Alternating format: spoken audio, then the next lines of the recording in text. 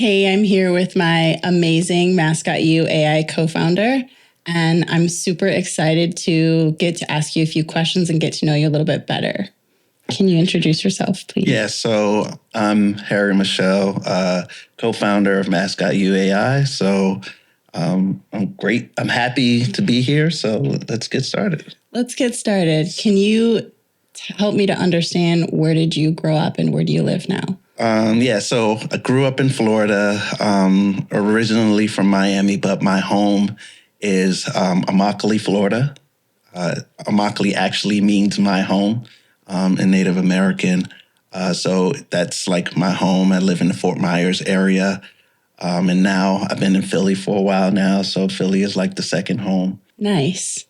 So I have a question for you about your personality. Mm-hmm. Would you consider yourself to be more extroverted or more introverted?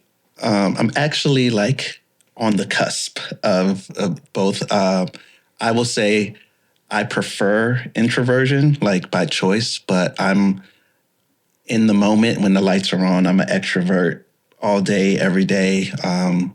I grew up on the stage, so I've been in the arts and been in theater. So when the lights are on, I know how to show up. I know how to deliver whatever needs to be delivered. But when the lights are off, I'd rather be somewhere in the background, somewhere quiet, chilling. I don't like to go out much, but when I'm out, I'm usually like on. So. Mm-hmm. Mm-hmm. Okay, so that explains why you're so good at pitching and all the things. What do you do to manage your mental health? Honestly, what I do to manage my mental health is work. Mm-hmm. Like, I love to learn things. I learn to stay busy and get involved in things. So, and it's not work for me. So, like, I love to just be involved, engaged, supporting things, supporting people. I think for me, that's always been my kind of medicine for my mental health. Yeah, something. Music is always a big thing as well.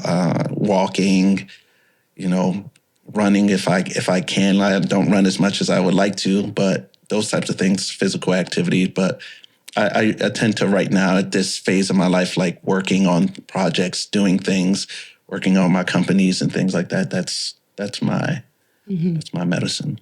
Amazing.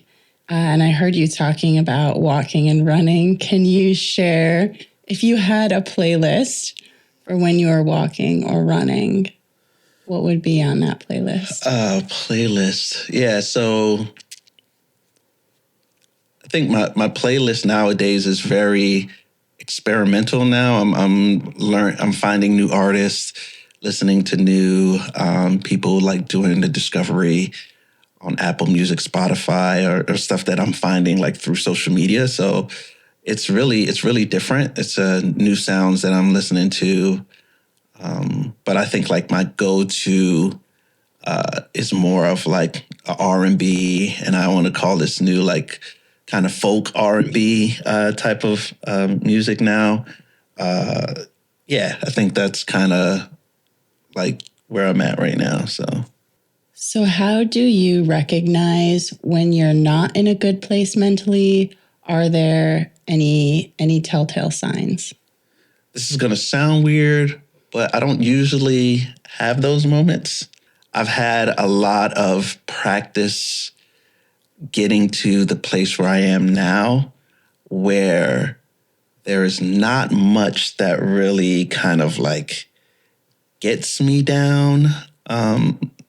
I think I'm more impacted more by like other people's thing but I'm learning how to carry those things. But like personally, I've done a lot of work and exercise in really managing my mental health and my self-awareness, where I have learned the things that are what things come in or what things come to me that is like, nah, like that's not going in because I know what it's going to do, or I'm not going to have that conversation because I know what it's going to make me feel, or I'm not going to go down this path. So a lot of self-awareness has helped me be able to kind of get out in front of a lot of the things that would get me to those places. And I'm more vocal and upfront about when I see those things and when I feel those triggers and how I self-manage and regulate how I let it impact me. And so, yeah, so it's usually somebody could catch me off guard though, and then I'll get triggered and I'll catch myself and be like, yo, this is triggering and I need to take a step back from certain things. So, yeah. So self-awareness is really the key. I kind of live and breathe it and die by it nowadays. So like, I don't tend to like make a lot of moves until I assess myself and assess things. So it's actually problematic because people sometimes want faster reactions from me or faster decisions from me. And that's not something that I tend to do anymore. I just be like, until I do the work on myself to see if this is something I want to do or deal with, I just, I'll put it on the shelf and then take it down when I'm ready. Thank you. I think it's something important in startup world to help us manage our emotions. Like, I think being in the startup world has really helped me fine tune that skill because like the rejection that we go through and having to manage people's opinions and, thoughts about what we're doing and how we're doing it. And it's all coming from different places. You got to learn how to like sift through the noise and not let all of it like get to you. So like that's really been helped me train like where I'm at now. I don't think I was as good as I was before I like really started doing the startup path, but like it's really helped me fine tune that. So switching gears a little bit to MascotYouAi, what are you most excited about? This is a two-part question. Okay. What are you most excited about for MascotYouAi as a product, number one, and then number two, as a company?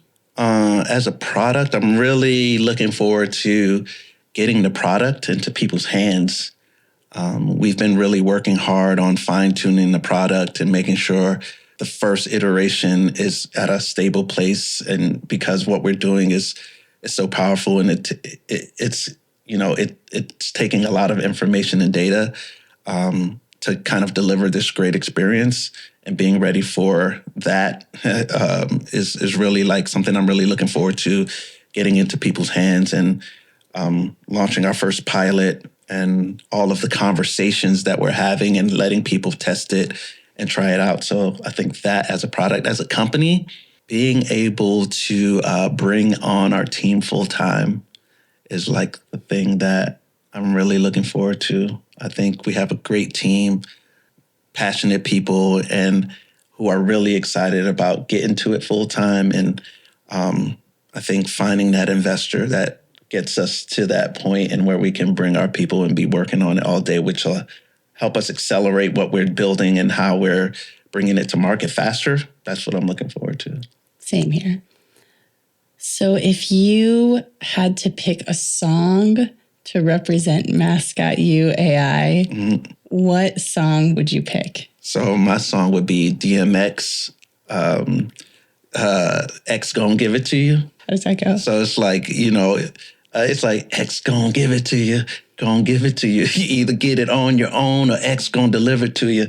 And so like, I really like that because I think DMX really is a great example of like a mascot for what our product is, because I think DMX as a person, as an artist, has always been very transparent about his journey mentally, emotionally, in his music, in his interviews, and just being raw and uncensored and saying like, this is who I am. This is what I'm going through. His music is one day street and rough. One day he's praying and doing, or he's doing an R&B song, and he's showing the different sides of his personality and his emotions. And I think that's why I love that DMX song. And it's like, we've been playing with the branding of the company, and we had the X and things like that. And so, but I think, him and that song and the aggression of like we believe in this so much that like whether you want it, we're going to give it to you. Like we're going to bring it to market and we're going to figure out how to get it done and deliver it to you. Awesome. X's going to give it to you. Yeah, that's it. Without a question. You need to like play that in the background. So a couple of other questions that are related. What is your why behind your passion for mental health? So I think my why, few things. So when I was in undergrad, I was introduced to this great mentor of mine, Dr. Reverend Charles Rice. He was a great dude, and introduced me to Baldwin, James Baldwin, and he gave me this book of like Baldwin's collected works of essays, and it was called The Price of the Ticket. And there's this one essay in there. It's called The Creative Process, and I feel like the creative process is like, it's like my kind of like creative scripture that I go to read at least once every year or 2 years to kind of like go back to. But in the creative process, he really talks about the role of the artist and what our responsibility is as artists. And he talks about, and if I can, I want to read what he says because it's just like hard to really kind of capture it. Yeah, please do. Okay, so it's like, now anyone who's ever been like compelled to think about it, anyone, for example, who has ever been in love knows that the one face that one can never see is one's own face. We do the things we do and feel what we feel essentially because we must. We are responsible for our actions, but we rarely understand them. It goes without saying, I believe, that if we understood ourselves better, we would damage ourselves less. But the barrier between oneself and one's knowledge of oneself is high indeed. There are so many things one would rather not know. We become social creatures because we cannot live any other way. But in order to become social, there are a great many other things that we must not become. And we are frightened of, all of us, of these forces within us that perpetually menace our precarious security. Yet the forces are there. We cannot will them away. All we can do is learn to live with them. And we cannot learn this unless we are willing to tell the truth about ourselves. And the truth about us is always at variance with what we wish to be. The human effort is to bring these two realities into a relationship resembling reconciliation. And when I read that when I was like an undergrad, it was like very powerful for me, like on my journey from a mental health standpoint, because I was trying to understand myself, and I really was trying to understand how I got to where I got to, everything that I've been through. And I realized it took a lot of kind of like changing my perception of myself and trying to get to the things that I didn't want to say about myself. And so like with Mascot You, I think for the inspiration is a lot of the things I learned from that point on, and what I went back into learning is that, you know, we are all telling ourselves what we think we are, but that a lot of us don't really know for sure. And until we start asking ourselves certain questions that aren't in favor of what we want to tell ourselves, we can't really tell the truth of ourselves. And so hopefully with data and this technology, we can help people kind of start uncovering the things that will help them ask the right questions of themselves so that they can get to the answers that might push them to that part where we're at variance with. And so I think that's the first thing. And then, you know, my family and my friends like inspire this as well. Because without all of them, I probably wouldn't be here.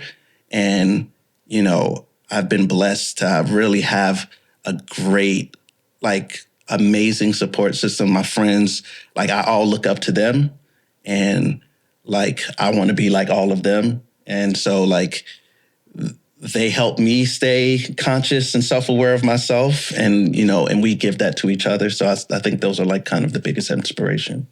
I want to give that to a lot of people who don't have that. And I think sometimes when we struggle with mental health, it's because we don't have people around us to help us kind of like navigate those experiences. Mm-hmm. What were the words you didn't want to say? The words I didn't want to say about myself. Yeah. I think the words I didn't want to say about myself. So I'm adopted. And I think that word was something that I didn't want to like say to myself. And not that I didn't want to say it to myself, but I wanted to forget it and wanted it to be not a thing, And so I think college was interesting because I got adopted late in life, and like I was a junior in high school.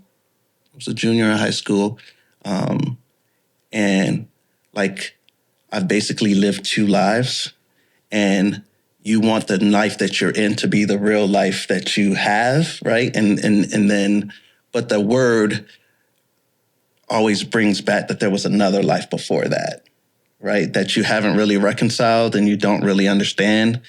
And I think I had like 2 years with my adopted family, and it's like my family. Like I think like spiritually, that's the family I was born to be in, because everything makes sense. Everything fits.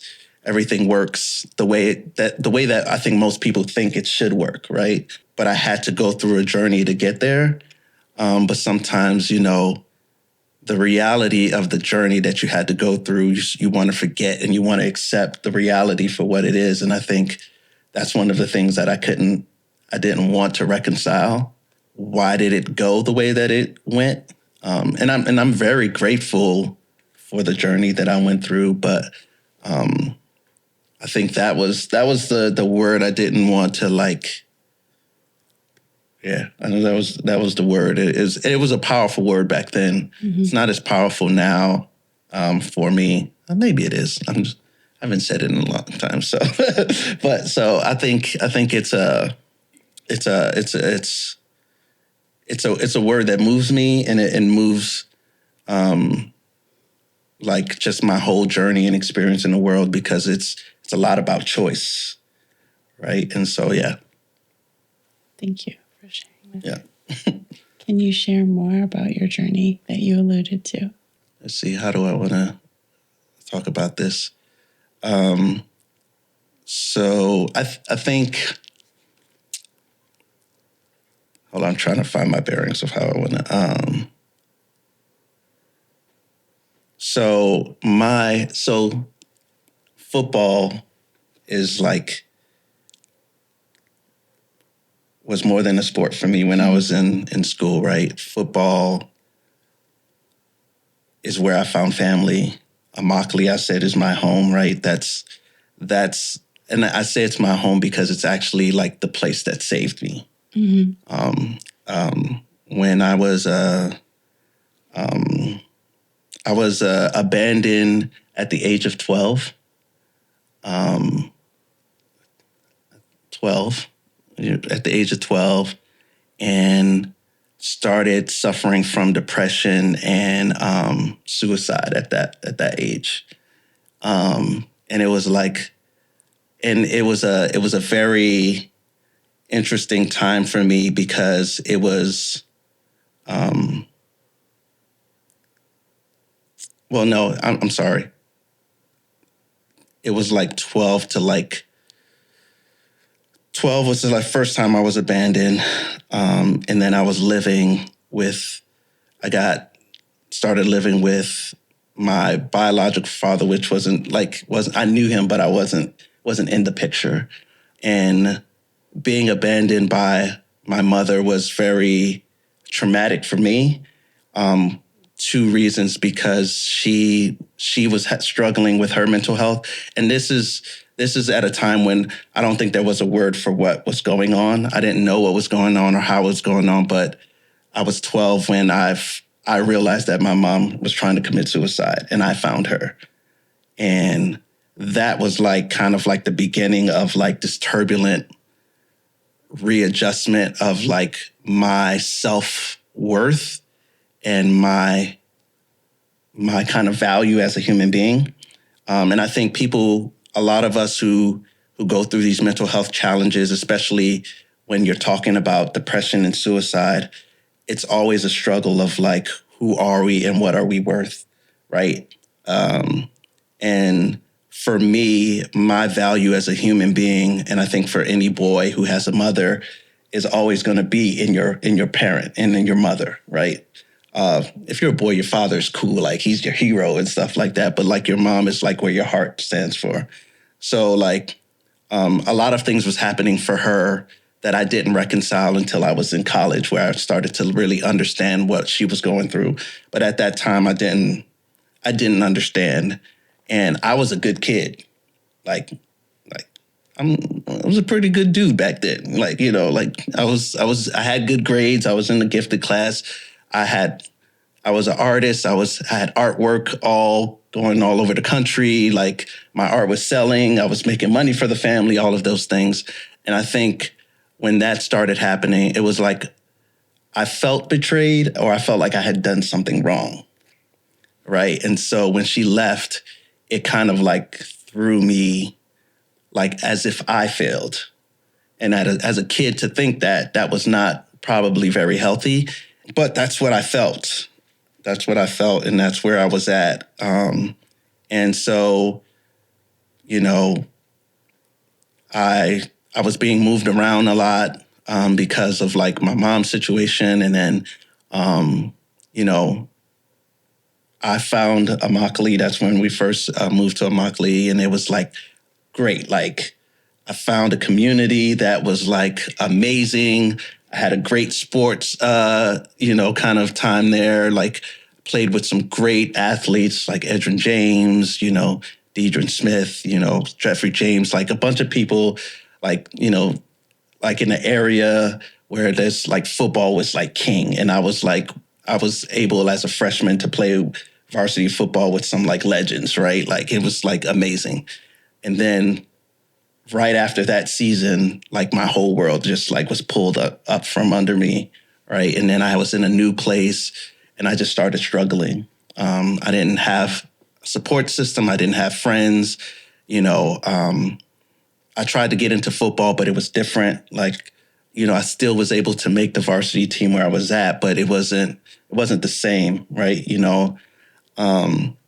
And I just started declining. And it really hit me. And I didn't realize what was happening to me. And I started writing a lot. And then I started like passing out, or I would lose chunks of time. And then I ended up hospitalized. And I was hospitalized for a while. I was struggling. I didn't really know what was happening. And so when I think about Mascot You, what I remembered was, when I thought about what I was going through back then, is that if there was people that were around me, that were close to me and could see the things that I was writing, they would have known I was in trouble. But I was isolated. I was alone. There was no one around that I really trusted. And I was really navigating something that I couldn't really describe. And I was afraid. People were around me was afraid. And, the family that was there, I didn't know them. And so it was hard for them to connect to me or understand what I was going through. And I actually feel bad for them, because I was putting them through a lot, because they didn't know how to support me, because they didn't understand me or what I needed.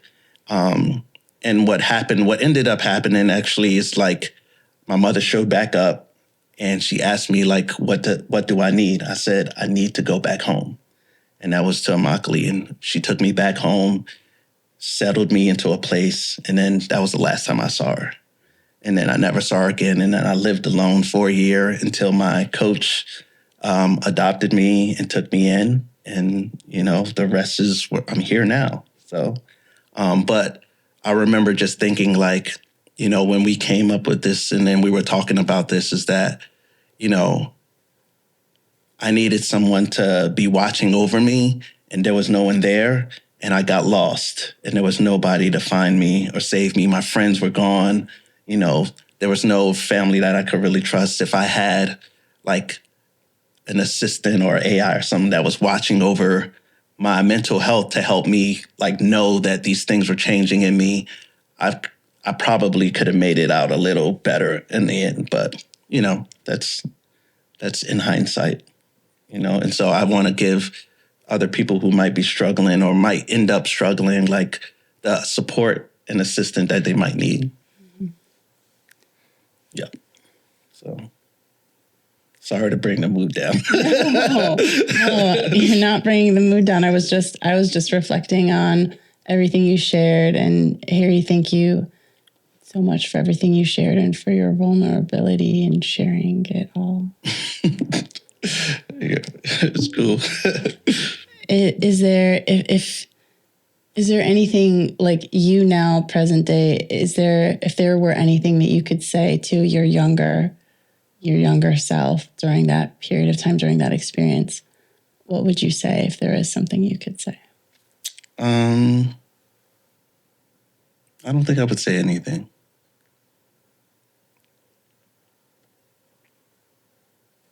Yeah,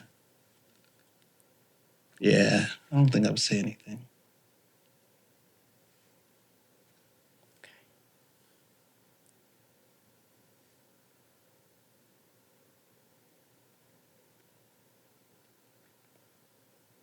Yeah. I think the sad thing is I'm actually grateful for what I went through, because it got me here. Mm-hmm. Um,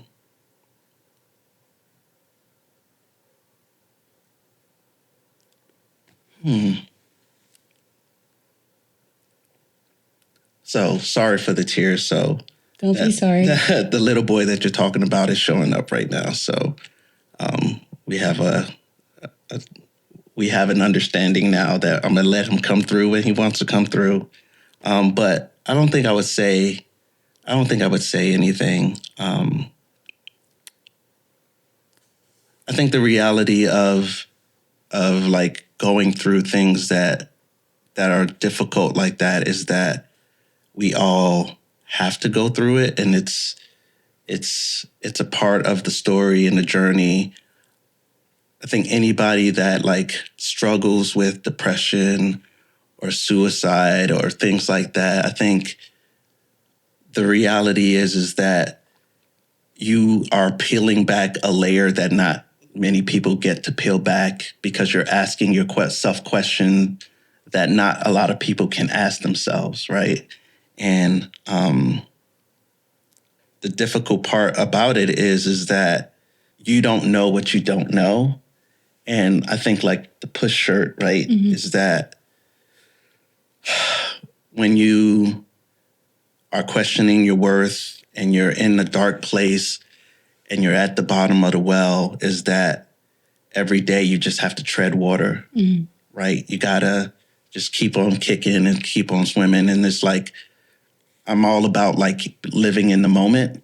And as long as you kind of just take each step today to get to tomorrow, you'll be all right. Like, and I think that's the thing about like this startup game that I think I was built to be in, and I love, is that, and I hear from a lot of people, is sometimes you have to be around for the good things to happen to you, and you're gonna have the bad days.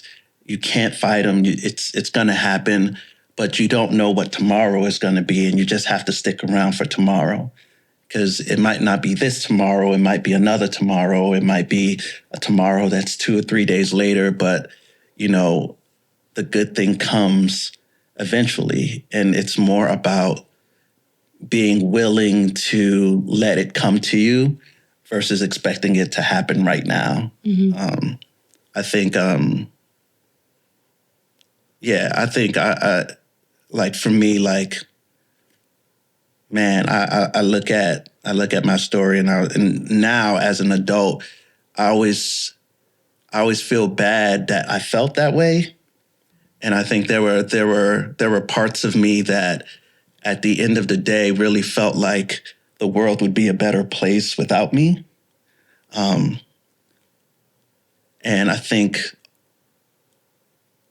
that's for me, in that moment, it was a valid feeling to have just because of what was happening. And it's hard to tell someone when you lose something like your mother or something like that to not take it personally, right? It's because you don't know anything else but to that. But like how to like learning to separate it is the part that we all have to go through. It's like my journey was not her journey, and her journey is not my journey.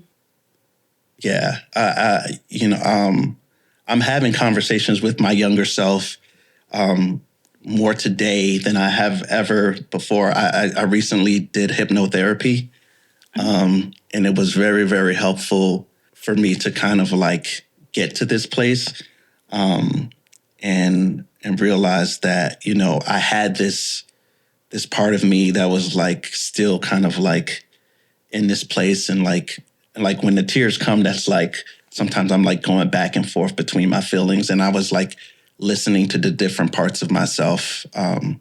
It's one of those things where like I'm always wanting to like get people to listen and have that conversation, have that self-awareness of like, we all have these, we call it gut, we can call it intuition. We all have these parts of us that are talking to us, and we just have to listen sometimes. And it's all trying to pull us in the right direction.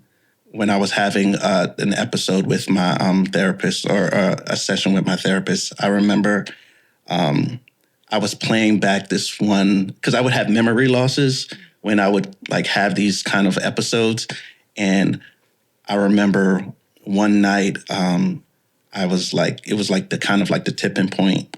And I remember just like blacking out. And like I had walked like 7-8 miles in the rain into a bridge or whatever. And like like the memory started coming in and coming out and things like that. And after the hypnotherapy, and I started hearing myself talking to myself, having the conversation, and just remembering like I stopped myself from doing it, even though I wanted to. And I like the little boy in me wanted to, but like another version of myself was like, no. And I heard that voice in that session, and she was talking and I thought it was me, but it wasn't me.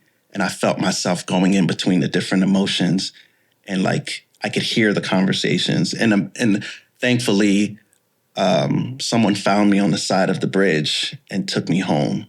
And I don't remember how it all happened, but I bits and pieces started coming back from that night, because I had totally forgot about it. And that's something that like, when you was asking me about like, how am I dealing with things?